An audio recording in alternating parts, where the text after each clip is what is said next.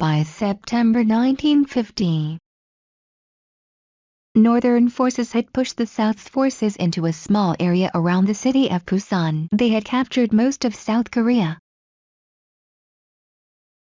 UN troops' weapons. At first the UN troops were not well equipped. They had old Second World War weapons. North Korean troops.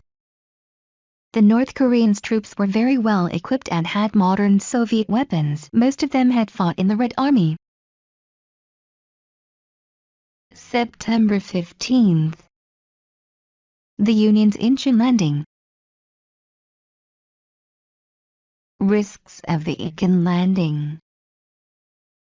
The attack was very risky because of Ichon's strong natural defenses like high cliffs and strong tides.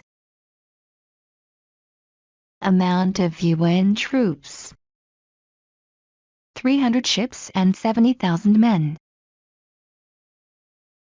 Surprise for the North. The assault took the North by surprise and UN troops quickly captured Ichon and the nearby airfield.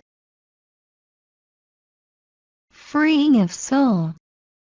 Seoul was freed 10 days later by UN troops.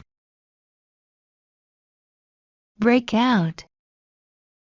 The Union led a breakout from Busan. The North Koreans were trapped between two forces. 40,000 North Koreans were killed and the South was recaptured.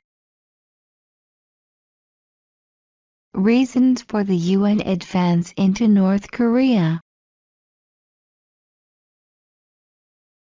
Around 35,000 North Korea troops had escaped back to North Korea. The troops might attack the South again. Truman hoped to win an impressive victory against communism and unite Korea.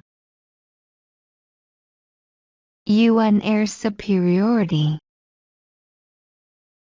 The USA could provide massive air support to the UN troops. US airplanes had total control over the skies of North Korea, as North Korea had few air defenses.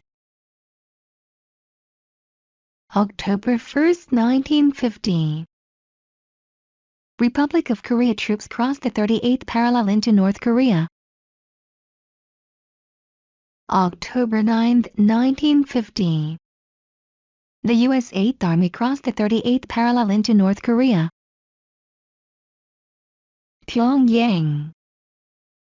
On October 19, Pyongyang, the capital city of North Korea, was captured by U.S. and Republic of Korea troops. October 1950. China pushed the UN back into South Korea, leading to a military stalemate at the 38th parallel.